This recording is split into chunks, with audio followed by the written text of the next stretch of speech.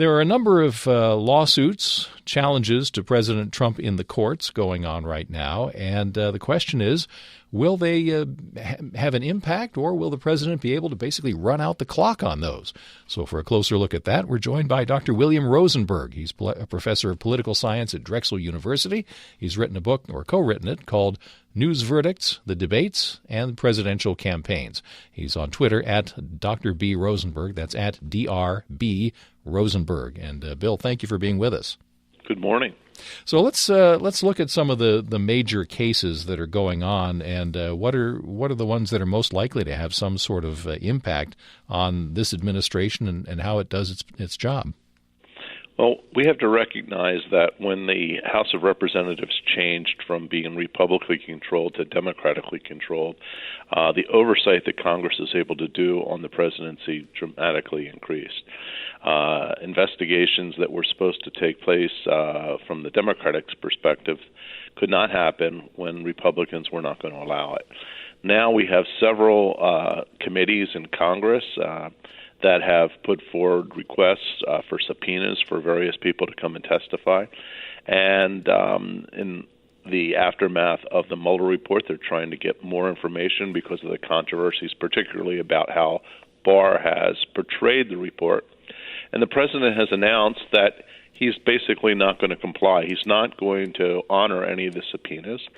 And as a result, it's really created sort of a crisis here, because in a situation where we have shared power between three branches of government, three co-equal branches of government, people in the executive branch are not playing by what would assume to be the rules, although we have to recognize that our founding fathers purposely set up a system that had checks and balances, which was not going to automatically move in the direction of one branch or the other. So with the Trump administration apparently carrying out a strategy to defy congressional oversight in pretty much every way imaginable, is that going to have a lasting impact on the ability of, say, the legislative branch to oversee the executive branch, or on checks and balances in general? Well, I think that ultimately the legislative branch will prevail when these court cases go to the court system. But the problem is that it takes quite a bit of time for this to happen. The legislative role is very clear in the Constitution, and as a result, the president ultimately will have to comply. The problem that Democrats face, though, is that politicians like to fight the game on their turf. And I think that the president has recognized that his turf is really not Congress, even though he has a bulwark of the United States Senate being Republically controlled. So what he, I think, has decided as a strategy is to move the debate out of Congress and move it to the courts. And by moving it to the courts, he can delay any activities that are going to take place for quite a while.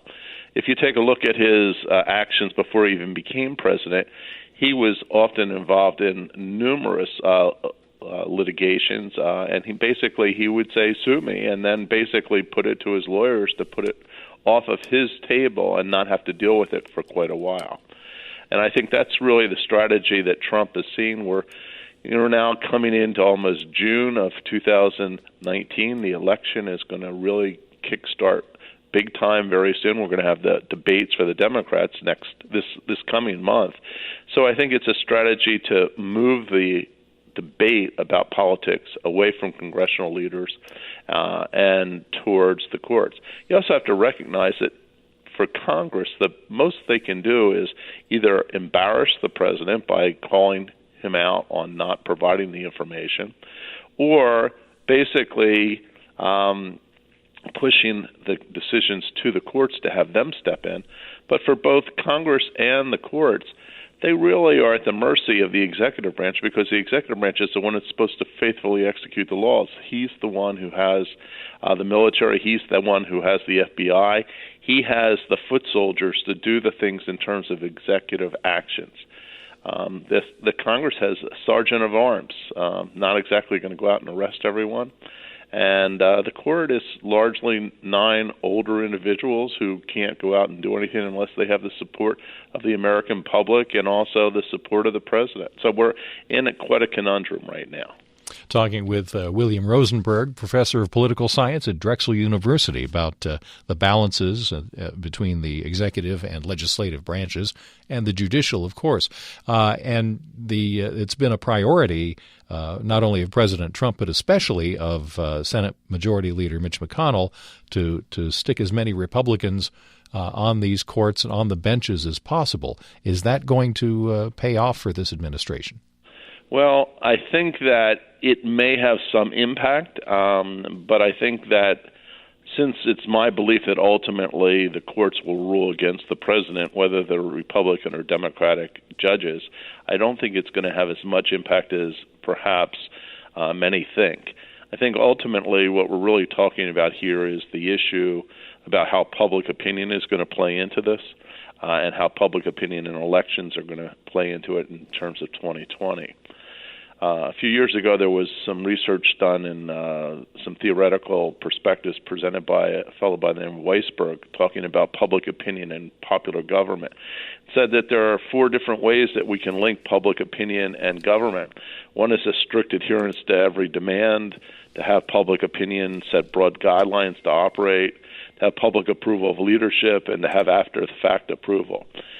That argument largely rested, though, on the idea that the politician or the government was going to be responsive to public desires.